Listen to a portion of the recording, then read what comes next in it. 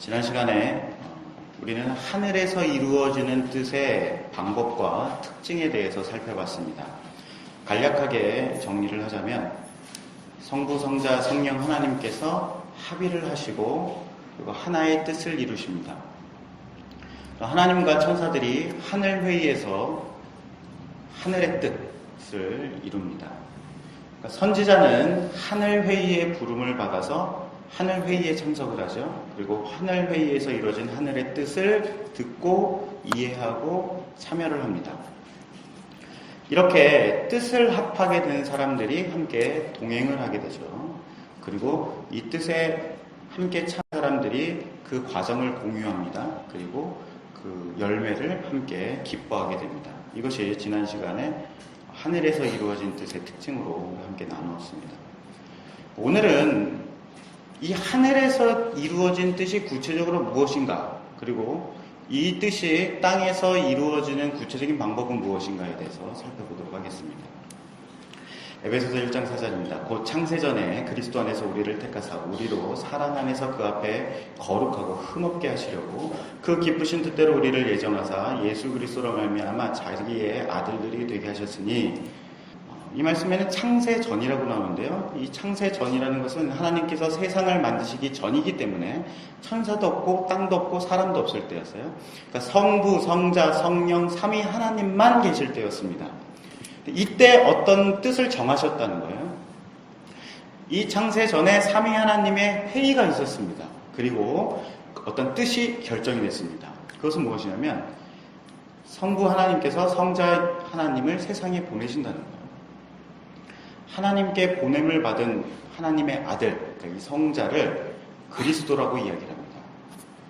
우리가 흔히 말하는 예수 그리스도라는 말은 십자가에서 죽었던 나사렛 사람 예수가 바로 하나님께서 보내신 그리스도, 하나님의 아들이다라는 뜻이 이 말에 담겨 있는 거예요.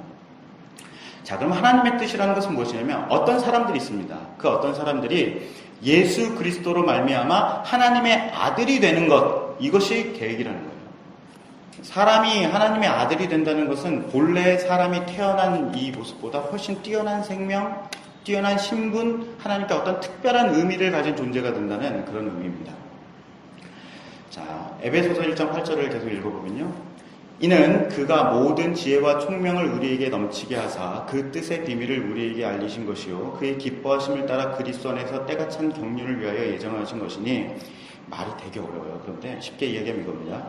그리스도 안에서 하나님의 계획을 실행하시기로 결정하셨다는 거예요.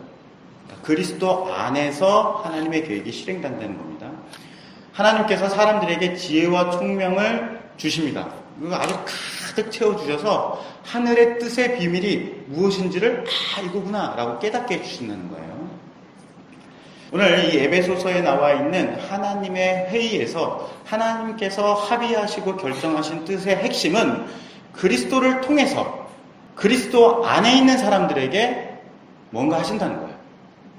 하나님께서 사람들에게 그것을 가르쳐 주십니다. 그리고 사람들은 그것을 듣고 이해해서 그렇구나 이해하고 저도 그 뜻과 계획에 동참하겠습니다 라고 참여한다는 거죠. 그리스도께서 이 땅에 오셨습니다. 하나님의 뜻을 실행하셨습니다. 이것이 무엇인지를 알게 되면 하나님의 뜻이 땅에서 어떻게 실현되는지를 알 수 있다는 것이죠. 자, 그러면 그리스도께서 무슨 일을 하셨는지에 대해서 살펴보겠습니다. 이사야서 53장 9절입니다. 그는 강포를 행하지 아니하고 하였고 그의 입에 거짓이 없었으나 그의 무덤이 악인들과 함께 있었으며 그가 죽은 후에 부자와 함께 있었도다. 그는 이제 그리스도를 말하는 겁니다. 그리스도가 죄가 없어요. 근데 악인들처럼 죽었다는 얘기예요. 10절을 보면 그러나 그에게 상처를 입히고 고통을 준 것은 여호와의 뜻이었다. 여호와께서 그의 목숨을 죄를 짓는 제물인 속죄 제물로 삼으셨다. 그는 자기 자손을 볼 것이요 오래오래 살 것이다. 여호와께서 바라시는 뜻을 그가 이룰 것이다. 그리스도에게 고통을 주시고 상처를 입히시는 것, 하나님의 뜻이었다는 겁니다. 그리고 그리스도는 이 하나님의 뜻을 이루었다는 거죠. 11절을 보면 많은 고통을 겪은 뒤에 그는 고난의 결과를 보고 만족할 것이다. 고난을 받은 다음에 어떤 결과가 있다는 거예요. 내 의로운 종이 많은 사람을 의롭게 할 것이며 그들의 죄를 짊어질 것이다. 그러므로 내가 그를 위대한 사람으로 높여 주며 강한 사람들과 함께 재물을 나누어 가지게 하겠다. 그는 기꺼이 자기 목숨을 죽음에 내놓았으며 죄인 취급을 받았다. 그는 많은 사람의 죄를 짊어졌고 죄 지은 사람들 대신해서 용서를 빌었다. 그리스도가 하나님과 합의한 상황들이 있습니다. 하나님들끼리 합의를 하신 내용이 있다는 거죠. 그것은 성부 하나님께서 성자 하나님께 고통을 주시고 죄를 짊어지게 하신다는 거예요. 그리스도께서는 제가 그렇게 하겠다고 합의를 하신 거죠. 그리고 그리스도께서 하나님께서 뜻하신 것을 위해서 목숨을 버리고 그 계획을 다 이루십니다. 계획이 다 이루어지면 그리스도가 어떤 결과를 얻게 된단 말이에요. 그 결과는 첫 번째는 무엇이냐면 그리스도는 자기 자손을 본다는 거예요. 자기 자손을 본다는 것은 우리가 자손이라는 게 생명을 줘서 태어나게 한 사람이잖아요. 그런 것처럼 그리스도에게 생명을 얻는 사람들을 의미하는 거예요. 둘째, 오래오래 살게 됩니다. 오래오래 산다는 건 영원한 생명이라는 뜻이죠. 그러니까 영생을 약속받는다는 거예요. 세 번째는 지극히 높고 존귀한 자리로 올라가게 되고 그리고 그곳에서 영광을 사람들과 나누어 갖는다는 거예요. 근데 그 영광을 나누어 갖는 것은 많은 사람들이 용서를 얻고 의로움을 얻고 생명을 얻는 것입니다. 이것이 바로 삼위 하나님께서 창세 전에 서로 합의하신 내용입니다. 성자 예수님께서 이 땅에 오셨어요. 그리고 이 땅에서 어떤 일을 하셨는데 바로 그것은 하나님과 합의하신 뜻을 땅에서 실행하신 거예요. 누가복음 12장 50절을 보면 그러나 나는 받아야 할 세례가 있다. 이것이 이루어질 때까지 내가 얼마나 괴로움을 당하겠는가. 예수님께서 나는 꼭 받아야 되는 세례라는 것이 있어 라고 말씀하셨다는 거예요. 이것은 하나님 앞에 본인이 지켜야 되는 의무라는 것이죠. 이 세례는 바로 죽음의 물을 통과하는 고난을 의미하는 것입니다. 요한복음 10장 18절을 보면 이를 내게서 빼앗는 자가 있는 것이 아니라 내가 스스로 버리노라. 나는 버릴 권세도 있고 다시 얻을 권세도 있으니 이 계명은 내 아버지께서 받았노라. 버린다, 다시 얻는다. 이것은 생명을 말하는 것입니다. 예수님의 목숨을 말하는 거예요. 예수님께서 이렇게 말씀하세요. 나는 내가 스스로 버리는 것이고 버렸을 때의 그 목숨을 받을 만한 특권, 분명한 권세가 있다는 거예요. 이게 무슨 내용이에요? 이렇게 약속을 하셨다는 거죠. 버리면 반드시 얻는다는 약속을 받았다는 거예요. 그리고 이것은 성부 하나님, 내 아버지께 받은 사명이다 라고 말씀하십니다.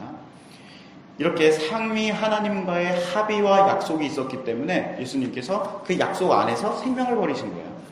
예수님께서 십자가에서 죽으시기 전에 이런 기도를 하십니다. 요한복음 17장 4절인데요. 아버지께서 내게 하라고 주신 일을 내가 이루어 아버지를 이 세상에서 영화롭게 하였사오니 아버지여 세전에 내가 아버지와 함께 가졌던 영화로서 지금 아버지와 함께 나를 영화롭게 하소서. 이 기도의 뜻은 이런 거예요. 아버지 하나님, 약속대로 제가 아버지의 뜻을 다 행했습니다. 우리가 창세 전에 약속을 했잖아요. 그 약속하셨던 영광을 저에게 주십시오. 이런 뜻입니다. 요한복음 19장 30절을 보면요. 예수께서 신포도주를 받으신 후에 이르시되 다 이루었다 하시고 머리를 숙이시니 영혼이 떠나가시니라. 무엇을 다 이루었다는 거예요? 죽었는데 실패죠. 그런데 이 이루었다는 것은 바로 예수님께서 이 땅에 오셔서 고난을 받아서 죽는 것, 여호와의 뜻을 다 이루었다는 뜻이에요. 하늘회의에서 결정한 계획을 성자 예수님께서 다 이루신 겁니다. 고난을 받아서 죽었기 때문에. 누가복음 23장 46절을 보면요. 예수께서 큰 소리로 불러 이르시되 아버지 내 영혼을 아버지 손에 부탁하나이다 하고 이 말씀을 하신 후 숨지시니라. 죽으면 어떻게 될지 모르겠어요. 그런데 하나님께 부탁을 하면 하나님께서 좀 들어주시지 않을까. 그래서 하나님 제 목숨을 받아주십시오. 이 얘기가 아닙니다. 성자 예수님은 합의에 따라서 성부 하나님께서 생명을 주시겠다라고 하는 그 약속에 대한 믿음이 있었기 때문에 지금 제가 죽습니다. 이 약속이 실행되고 있으니까 이 약속에 대한 결과를 저에게 주십시오. 그러니까 제 목숨을 아버지께 맡기겠습니다. 라고 지금 기도하신 거예요. 성자 예수님께서 이렇게 하늘의 뜻을 이 땅에서 다 이루셨습니다. 그러면 약속된 결과를 얻어야죠. 성자 예수님께서 약속된 결과를 얻으시는데 그 약속은 무엇이냐면 첫 번째는 영원한 생명을 얻는 것이고 두 번째는 높이 들림을 받아서 존귀한 자리에 앉고 예수 그리스도에게 속한 사람들에게 생명을 줘야 되는 거예요. 사도행전 13장 30절을 보면 하나님이 죽은 자 가운데서 그러니까 그리스도를 살리셨다라고 이야기합니다. 예수님이 스스로 살아나신 게 아니에요. 누가 살리신 겁니까? 성부 하나님께서 살리신 거라는 거죠. 그러니까 예수님이 부활하셨다라는 것은 하늘의 뜻이 땅에서 실행됐다라는 뜻이에요. 자, 빌립보서 2장 8절을 보면요. 사람의 모양으로 나타나사 자기를 낮추시고 죽기까지 복종하셨으니 그 십자가에 죽으심이라. 이러므로 하나님이 그를 지극히 높여 모든 이름 위에 뛰어난 이름을 주셨다.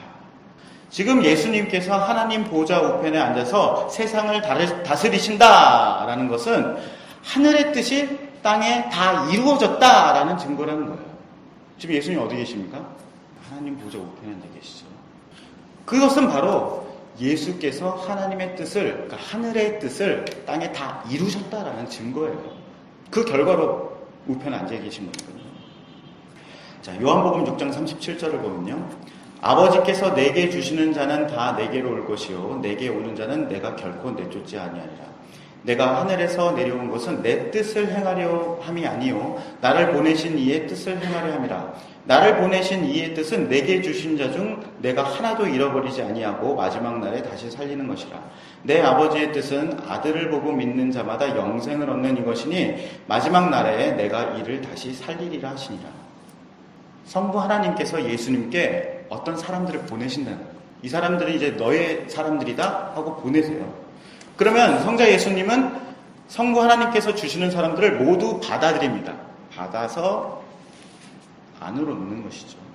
그러면 예수님 안에 들어온 사람들은 생명을 얻는다는 거예요. 그리스도를 통해서 그리스도 안에 있는 사람들이 영원한 생명을 얻고 하나님의 자녀가 되는 것이 하늘의 뜻이 땅에서 이루어진 결과라는 거예요. 오늘 우리가 주기도문에서 하늘에서 이루어진 뜻이 땅에서도 이루어지길 원합니다 라고 기도하라고 했잖아요. 이건 무슨 뜻입니까? 그리스도를 통해서 그리스도 안에 있는 사람들이 영원한 생명과 의로움을 얻고 하나님의 자녀가 되주십시오 라는 뜻이에요. 이 뜻이 어디에 이루어지고 있습니까? 사람들에게 이루어지는 거죠. 땅은 어디를 말하는 겁니까? 바로 예수 그리스도 안에 있는 우리들을 말하는 것입니다. 자, 하늘의 뜻이 하늘에서 결정돼요. 그리고 땅에서 시행될 때는 땅의 사람들은 그걸 몰라요. 이것은 감춰진 비밀입니다. 그런데 하나님께서 선지자를 하늘 회의에 참석시키고 하늘의 뜻을 가르쳐 주시고 하늘의 뜻이 이렇게 실행될 것이다 라고 그러니까 선지자가 주님 제가 여기 있습니다. 제가 가겠습니다. 저도 거기에 동참. 이 일들이 어떻게 되는 건가요? 이렇게 질문을 하잖아요. 그렇죠? 그럼 선지자는 하늘의 뜻에 합의하고 동참한단 말이에요. 요한복음 15장 15절을 보면요. 이제 내가 너희를 더 이상 종이라 부르지 않겠다. 종은 주인이 하는 일을 알지 못한다. 방금 전에 나는 너희를 친구라고 불렀다. 왜냐하면 내가 아버지께 들은 것을 너희에게 알게 하였기 때문이다. 예수님께서 아버지께 들은 것이 무엇이겠습니까? 하늘회의에서 결정된 뜻이에요. 그것이 뭐예요? 그리스도가 땅에 와서 고난을 받아 죽었다가 생명을 얻고 영광을 얻으셔서 그리스도 안에 있는 땅의 사람들에게 생명을 준다. 이 얘기거든요. 하늘의 뜻이 땅에서 이루어지는 이야기를 제자들에게 한 거예요. 이것을 무엇이라고 그러냐면 우리가 흔히 아는 말로 복음이라고 말하는 것입니다. 이렇게 그리스도께 하늘의 뜻이 땅에서 이루어지는 이야기를 듣고 마음으로 동의하고 그것을 받아들이는 사람, 이 사람들이 하늘회의에 참석한 사람들입니다. 제가 지난 시간에 여러분께 말씀드릴 때에 하늘회의에 참석하십시오. 하늘회의에 참석하는 기도를 하십시오. 이렇게 말씀드렸거든요. 근데 그것은 결국엔 그리스도의 복음을 듣고 그것을 배우고 이해하고 복음을 받아들이라는 말씀이에요. 그리스도께 복음을 듣고 이해하고 받아들이는 사람들이 바로 선지자인 것입니다. 누가 선지자예요? 우리가 선지자예요. 하나님께서는 모든 사람들이 선지자가 되기를 원하신다고 그랬거든요. 우리에게 이 복음의 비밀들을 가르쳐 주시는 겁니다. 자, 그러면 지금부터 하나님께서 선지자에게 한 뜻이 땅에 이루어지는 복음의 비밀을 가르쳐 주시는 방법에 대해서 설명을 해드리겠습니다. 하나님께서는 사람들에게 복음을 가르쳐 주신다. 아주 독특한 방법으로 복음을 가르쳐 주세요. 창세기 15장 4절을 보면요. 여호와의 말씀이 그에게 임하여 이르시되, 그는 아브라함을 말합니다. 그 사람이 내 상속자가 아니라 내 몸에서 날 자가 내 상속자가 되리라 하시고, 그를 이끌고 밖으로 나가 이르시되, 하늘을 우러러 무뼈를 셀 수 있나 보라. 또 그에게 이르시되, 내 자손이 이와 같으리라. 아브라함이 여호와를 믿으니 여호와께서 이를 그의 공의로 여기시고, 또 그에게 이르시되, 나는 이 땅을 내게 주어 소유를 삼게 하려고 너를 갈대아인의 우르에서 이끌어낸 여호와니라. 그가 이르되, 주 여호와여, 내가 이 땅을 소유로 받을 것을 무엇으로 알리이까? 하나님께서 아브라함에게 약속을 주세요. 이 약속의 핵심은 두 개입니다. 첫 번째는, 아브라함, 너는 별과 같이 많은 자손을 얻을 것이다 라는 것이고요. 두 번째는, 너는 땅을 얻을 것이다. 내가 너에게 땅을 줄게 라고 약속하신 거예요. 하나님께서 왜 아브라함에게 이런 약속을 하셨을까요? 왜냐하면 이 두 가지가 아브라함 인생에 있어서 가장 중대한 관심사였기 때문입니다. 우리가 잘 아는 것처럼 아브라함은 자식이 하나도 없었어요. 당시엔 자식이 없다는 것은 엄청나게 괴로운 일이었습니다. 지금도 결혼한 부부가 아이가 생기지 않으면 정말 슬퍼하거든요. 근데 아브라함 시대에는 아기를 못 낳는다는 것은 엄청난 고통스러운 일이었어요. 그리고 사람들 보기에 아주 창피하고 수치스러운 일이었습니다. 하나님께 저주를 받았다라는 것의 상징이 자녀가 없는 거였거든요. 아브라함의 인생에 있어서 자녀가 없다는 것은 아주 심각한 문제였습니다. 무슨 일을 해도 재미가 없고 인생에 의미가 없는 거예요. 양들이 많아지고 그리고 사업이 잘 돼도 그럼 뭐래, 자식이 없는데, 이런 거라는 거죠. 두 번째, 아브라함은요, 고향을 떠나서 떠돌아다니는 사람이었습니다. 당시에는 모든 가족들이 다 모여 살았어요. 재산도 가문 내 친척들과 함께 공유했습니다. 그런데 이 친척들, 가족을 떠나서 온다는 것은 재산이 하나도 없다는 얘기예요. 집도 없다는 얘기죠. 하나님께 저주를 받아서 인생 슬픔이 가득하고 정착하지도 못하고 이리저리 떠돌아다니는 게 바로 아브라함이었습니다. 하나님께서는 아브라함의 인생에 아주 절실한 문제, 이 두 가지를 가지고서 약속의 말씀을 주신 거예요. 이 약속의 말씀을 뭐라고 그러냐면 언약이라고 이야기합니다. 그래서 이 아브라함에게 이 두 가지, 별과 같이 많은 자손을 주겠다, 땅을 주겠다 라고 이 약속하신 말씀을 아브라함 언약이라고 이야기합니다. 자, 그러면 아브라함이 하나님의 이 언약대로 별처럼 많은 자손을 받았나요? 아들을 많이 낳았습니까? 아니에요. 100살이 됐을 때 이삭 하나만 낳습니다. 자, 그러면 또 아브라함이 땅을 얻었나요? 아닙니다. 아브라함은 죽을 때까지 텐트 치면서 돌아다녔어요. 아브라함의 자손 이삭과 야곱이 있습니다. 그 자손이 또 땅을 얻었나요? 아니에요. 이삭과 야곱도 가나안 땅에서 계속 떠돌아다녔습니다. 그랬다가 이 가나안 땅에 결국에는 정착하지 못하고 엄청난 가뭄이 들어가지고, 야, 우리 가나안 땅에서 굶어 죽게 생겼다 그랬는데, 그 아들 하나 잘 둬가지고 그 아들이 이집트에서, 아버지 거기서 고생하지 마시고 일로 오세요. 그래서 가나안 땅을 떠나서 이집트로 피난갑니다. 400년이 지나서야 이스라엘이 가나안 땅으로 돌아오게 되는 거예요. 400년 뒤에나 이루어지는 약속. 이건 사실 100년도 살지 못하는 사람한테는 별로 의미가 없어요. 지금 여러분에게 하나님께서 400년 뒤에 네 자손이 복을 받을 거니까 지금 네가 엄청나게 고생해라. 그러면 기뻐하면서 고생할 수 있는 사람이 누가 있습니까? 지금 당장 내일 있을 일도 모르는데. 그렇다면 하나님께서 아브라함에게 하신 이 언약이 어떤 의미가 있냐는 거예요. 히브리서 11장 9절을 보면요, 그는 믿음 때문에 하나님께서 자기에게 약속하신 땅에 가서 살 수 있었습니다. 그는 그곳에서 갈 곳 없는 나그네처럼 살았고, 같은 약속을 받은 이삭과 야곱도 함께 장막에서 거하였습니다. 아브라함은 영원한 터가 있는 성을 기다리고 있었습니다. 그러니까 아브라함이 정착하지 못하고 여기저기 떠돌아다녔는데, 그리고 또 가나안 땅에다가 집을 지으고서, 자, 이거는 우리 땅이다, 하나님께서 우리에게 집을 주셨어, 땅을 주셨어, 이렇게 안 했다는 거야. 안 하고 계속 텐트 치고 돌아다녔는데, 그 이유는 무엇이냐면 하나님께서 계획하고 계시는 어떤 성이 있었는데 그것을 기다리고 있었다는 거예요. 그것은 바로 하나님께서 계획하고 세우신 성입니다. 그래서 하나님께서 아브라함을 위해서 뭔가를 하세요. 히브리서 11장 16절을 보면 하나님께서 그들을 위하여 한 성을 예비하셨다라고 얘기합니다. 그런데 히브리서 10장 5절을 보면요. 그러므로 주께서 세상에 임하실 때 이르시되 하나님이 제사와 제물을 원하지 아니하시고 오직 나를 위하여 한 몸을 예비하셨다라고 얘기를 해요.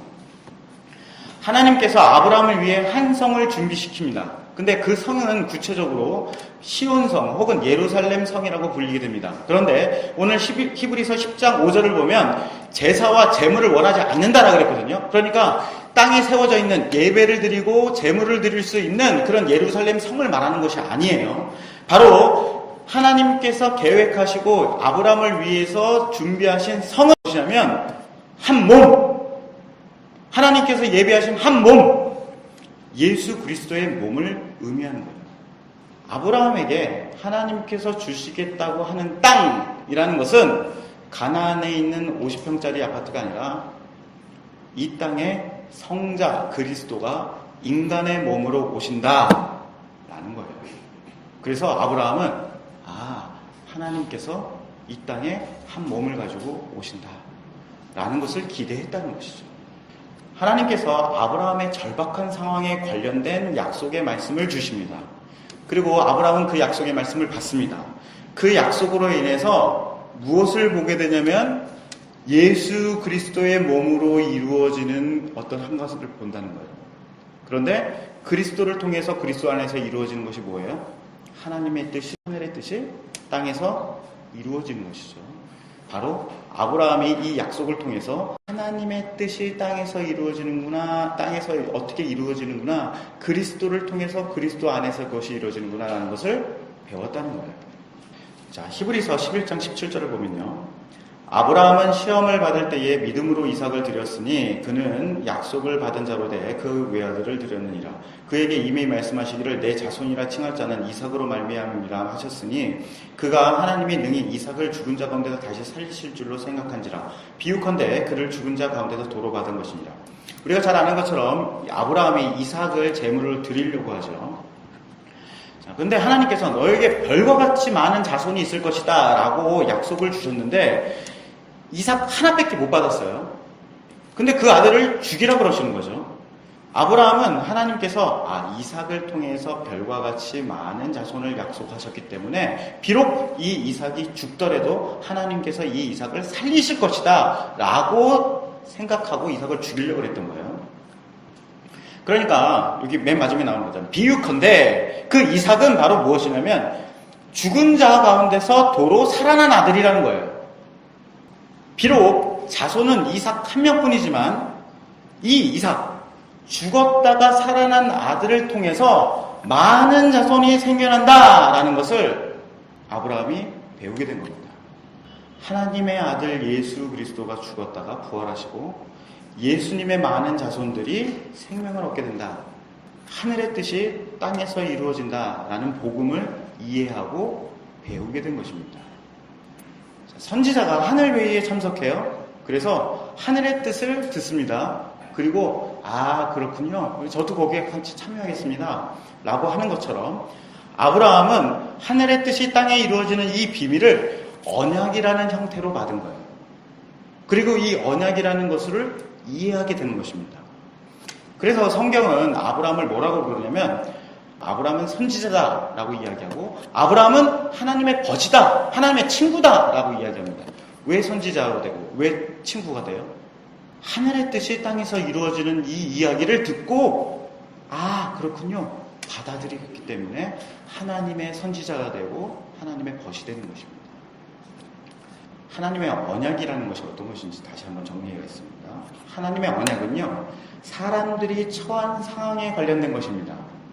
그런데 이 언약은 사람들을 그 처한 상황에 맞도록 주어진 것이지만 이 언약이 사람들을 데리고 가는 곳이 있어요. 그것은 바로 예수 그리스도라는 거예요. 자, 뱀에게 속아서 에덴을 쫓겨나게 되는 아담이 있습니다. 이 뱀에게 속아서 쫓겨나는 아담에게 뭐라고 말씀하시냐면 여자의 후손이 뱀의 머리를 밟을 것이다 라고 말씀하세요. 여자의 후손은 누구입니까? 사람의 몸을 입고 오시는 그리스도를 말하는 것이죠. 모세와 같은 지도자가 절실히 필요했던 이스라엘이었습니다. 모세가 나이가 많이 들었어요. 그래서 저 모세 같은 사람이 없으면 어떻게, 그럼 누가 우리를 인도해줘? 그랬더니 하나님께서 모세와 같은 선지자를 너희에게 보내겠다. 그 선지자가 너희에게 오면 너희는 그 선지자의 말을 잘 들어라 라고 말씀하십니다. 그래서 이스라엘의 대대세 사람들이 그 선지자가 언제 올 것인가 그걸 기다린다는 거예요. 그런데 그 선지자는 누구예요? 예수 그리스도잖아요. 다윗에게 이렇게 얘기합니다. 다윗이 왕이 될 때 다윗이 그냥 쉽게 왕이 된 게 아니에요. 다윗을 지지하는 사람들은 유다 지파밖에 없었어요. 12지파 중에 한 지파만 다윗을 지지하고 나머지 11지파는 사울 가문을 따랐습니다. 다윗이 통합된 이스라엘의 왕이 되었을 때 가장 큰 고민은 이거였어요. 내가 죽고 난 다음에 저 많은 사람들, 나머지 11지파들, 저 사람들이 내 아들, 이렇게 당신은 원래 적통이 아니야. 원래 적통은 사울의 가문이 돼야 되는 거야. 라고 하면서 내 아들을 죽이거나 아니면 왕에서 끌려면 어떻게 해요? 이게 가장 큰 고민이었어요. 그래서 하나님께서 뭐라고 말씀하시냐면 내 아들을 영원한 왕으로 삼을 것이다 라고 약속하십니다. 그래서 온 이스라엘 사람들이 이 언약 때문에 다윗의 자손, 영원한 왕권을 가진 다윗의 자손이 언제 올 것인가 그걸 기다렸단 말이에요. 다윗의 자손으로 오시는 영원한 왕이 누굽니까? 예수 그리스도죠. 하나님의 언약이라는 것은요, 사람들의 상황에 맞는 그런 약속이지만 사실 그것은 예수 그리스도를 보도록 만들어주는 지금 미끼 같은 거예요. 우리는 흔히 이렇게 얘기합니다. 하나님과의 언약을 지킨다. 약속의 말씀대로 산다. 하나님의 뜻대로 산다라고 이야기를 해요. 이런 것은 과연 구체적으로 무엇을 의미하는 거예요? 어떻게 사는 것이 하나님의 언약을 지키고 하나님의 약속의 말씀대로 살고 하나님의 뜻대로 살게 되는 것일까요? 아주 단순하게 예를 들겠습니다. 어떤 사람이 자기 인생에 있어서 가장 큰 문제가 자녀의 미래에 대한 문제예요. 우리 아들이 정말 잘 됐으면 좋겠는데 이거 어떻게 하면 좋을까? 기도하고 그리고 여기에 대한 관심을 기울여서 하나님 앞에 나아가고 있습니다. 그런데 이런 말씀을 들었어요. 시편 37편 25절을 보면요. 내가 어려서부터 늙기까지 이제껏 살아오면서 여호와께서 의로운 사람을 내버려 두시는 것과 그들의 자녀들이 구걸하는 것을 보지 못했습니다. 의로운 사람은 언제나 넉넉하여 다른 사람에게 나눠주기를 좋아합니다. 그래서 그들의 자손이 복을 받습니다. 라는 말씀을 읽었어요. 혹은 어떤 목사님의 설교를 들었습니다. 그래서 그게 마음에 확 꽂혔습니다. 와, 바로 이거다. 이것이 하나님께서 내게 주시는 말씀이다. 성경에 의로운 사람들의 자녀를 지켜주시고 복을 주신다고 하는데 하나님께서 분명히 이 말씀에 따라서 나에게 지켜주실 것이다. 내 아들이 복을 받기 위해서 내가 지금부터 다른 사람들에게 내 소유를 나눠주고 그리고 다른 사람들을 도와줘야겠다. 이렇게 결심을 합니다. 그래서 도움이 필요한 형제를 돕고 기부도 열심히 한다는 말이죠. 진짜 그랬더니 이 아들이 공부도 잘하게 돼요. 좋은 직장에 들어갑니다. 아주 아름다운 배필을 만나서 좋은 집에서 아주 잘 살게 되었습니다. 그래서 이렇게 사람들에게 간증하는 것이죠. 제가 최선을 다해서 이 약속의 말씀을 지켰더니 정말 하나님께서 약속대로 우리 자손들에게 복을 주셨습니다. 이렇게 이야기를 하죠. 그러나 이것은 하나님의 언약이 지켜지지 않은 것입니다. 언약을 지킨다는 것은 이런 게 아니에요. 하나님의 말씀대로 살고 그리고 하나님의 뜻대로 산다는 건 이런 게 아닙니다. 이스라엘 백성들이 이런 식으로 언약을 지키려고 했어요. 그래서 날마다 말씀을 외우고 날마다 기도하고 계명을 하나하나 지키고 죄를 짓지 않기 위해서 정말 자신을 절제하고 그리고 예배에 충실하게 이렇게 했다는 거예요. 그런데 이것은 언약을 지키고 말씀대로 사는 것이 아닙니다. 이스라엘이 하나님의 언약을 어기고 말씀을 듣지 않았다. 이것은요, 막 우상숭배를 하고 특정한 죄를 졌다. 이런 뜻이 아니에요. 그 언약을 받고도 하늘의 뜻이 땅에서 이루어지는 복음의 비밀을 몰랐다는 겁니다. 이게 언약을 지키지 않았다는 뜻이에요.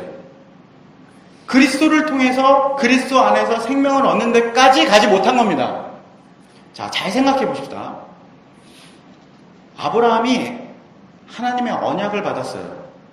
땅을 줄 것이다 라고 얘기했는데 가뭄이 들었을 때 땅을 떠납니다. 그래 이집트로 가요. 내가 너에게 자손을 줄 것이다 라고 말씀하셨는데 인간적인 방법으로 다른 아들을 낳습니다. 이스마엘을 낳잖아요. 모세도 하나님의 언약을 받아요. 그런데 승질을 부려요. 막 자기 혈기대로 승질을 부려서 너 가나안 땅에 못 들어간다. 가나안 땅에 못 들어갑니다. 모세가. 다윗도 하나님의 언약을 받습니다. 그런데도 계속해서 죄를 지어요. 이 사람들이 언약을 받았는데 언약의 말씀대로 못 살았어요. 그런데 하나님의 언약이 이 사람들을 복음으로 인도했다는 거예요. 이 언약이 그 땅을 말하는 것이 아니라 예수 그리스도의 몸을 말하는 것이구나. 그 선지자가 예수 그리스도를 말하는 거였구나. 내 아들이 왕이 된다는 거? 그 왕이 아니라 그리스도께서 영원한 나라를 세우시는 거구나 라는 것을 알았다는 거예요. 그랬더니 하나님께서 아브라함과 모세와 다윗에게 뭐라고 하냐면 너는 언약을 지킨 사람이다 라고 말씀하시는 거예요. 자, 그러면 지금 이 성경에 나와 있는 보겠습니다. 시편 37편에 나와 있는 의로운 사람은 누구겠어요? 누가 하나님 앞에 유일하게 의로운 사람입니까? 예수 그리스도죠. 그러면 그리스도의 자손은 누구겠어요? 그리스도 안에 있는 성도들이에요. 그리스도 안에 있어서 그리스도의 생명을 받은 사람, 그리스도 때문에 태어날 수 있는 사람들, 그 사람들이 바로 자손이에요. 우리가 미흡한 말씀에 순종해도 우리의 자손들이 복을 받는다면, 우리가 정말로 열심히 하나님 말씀을 지키려고 노력했더니 진짜 우리 다들이 잘 됐어요. 정말 그런 일이 벌어졌다면 예수 그리스도가 이 땅에 오셔서 하나님의 완전하신 계획을 성취하시고 완전히 순종하셔서 얻은 그 부활의 생명이 얼마나 놀라운 것이겠습니까? 그 부활의 생명을 우리에게 나눠주신다는 거예요. 그 부활의 생명이라는 것이 얼마나 복된 것이겠습니까? 진짜 하나님께서 주시고자 하는 복이 뭐라는 거예요? 예수 그리스도의 부활의 생명, 예수 그리스도 안에 있는 사람들이 얻을 수 있는 그 용서와 의로움, 그것이 복이라는 거예요. 진짜 복이라는 겁니다. 자, 우리가 이 말씀을 통하여서 얻게 되는 것은 무엇이냐면 예수 그리스도 안에 있는 복이 얼마나 위대한 것인가, 그 생명이 얼마나 놀라운 것인가, 이것을 알게 되는 것. 그리고 지금 여기서 이제 내가 그 복에 참여할 날이 얼마 남지 않았어. 그게 얼마나 영광스러운 것인지 나는 그것을 기대해 라고 그것을 보는 것. 이렇게 될 때에 하나님의 언약의 이 말씀이 우리에게 이루어지는 거예요. 그리고 그것을 깨닫고 그것을 기대하는 사람, 그리스도의 영광스러운 복을 기대하는 사람이 바로 하나님의 언약을 지킨 사람이 되는 것입니다. 바로 이때 하늘에서 이루어지는 뜻이 땅에서 우리에게 이루어지는 것입니다. 사랑하는 천국을 나타내는 교회 형제자매 여러분, 지금 저는 하늘의 뜻이 땅에서 이루어지는 복음의 비밀에 대해서 여러분과 함께 나누었습니다. 우리는 우리 인생에 있어서 아주 심각한 문제들이 있어요. 그래서 그것 때문에 하나님께 막 눈물 흘리면서 기도합니다. 남편을 위해서, 아내를 위해서, 자녀를 위해서, 사업을 위해서 막 기도를 해요. 근데 하나님께서 그렇게 말씀하시죠. 걱정하지 말아라, 자녀. 내가 너에게 정말 좋은 남편을 주고 좋은 아내를 주고 너의 자녀를 복되게 할 것이다 라는 그런 말씀을 들어요. 그런데 사실 그런 음성을 듣고 하나님께서 나를 지켜주시는구나 라고 그래도 우리가 바라는 대로 그 문제가 해결되기도 하고 혹은 해결되지 않기도 합니다. 우리 배우자를 위해서 수십 년을 위해서 기도하는데 잘 안 바뀌잖아요. 자녀들을 위해서 엄청나게 기도하는데 그 자녀들이 예수 안 믿겠다 그래요. 그리고 또 우리에게 이런 사업의 길, 이런 직장의 길, 내 인생의 미래에 있어서 이런 거 다 해주세요. 내가 너를 지켜주고 너와 함께 할 것이다 라고 그렇게 약속의 말씀을 받았는데 그 길이 안 열리고 전혀 엉뚱한 길로만 가게 됩니다. 그게 우리 인생에서 일어나는 일이에요. 그런데 하나님의 인도의 최종적인 결과는 무엇이냐면 우리가 원하는 것이 성취되고 정말로 우리 주변에 있는 사람들이 그렇게 바뀌고 이런 것도 있을 수 있습니다. 하지만 그것이 아니에요.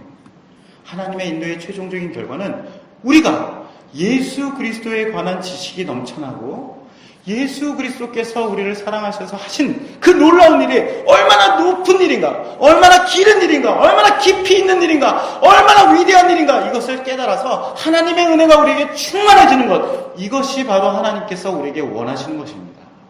그러면 하늘의 뜻이 우리 형제 자매들에게 이루어지는 것입니다. 사랑하는 우리 형제 자매들에게 바로 하늘의 뜻이 이 땅에서 이루어지는 기도를 할 때마다 우리 삶 가운데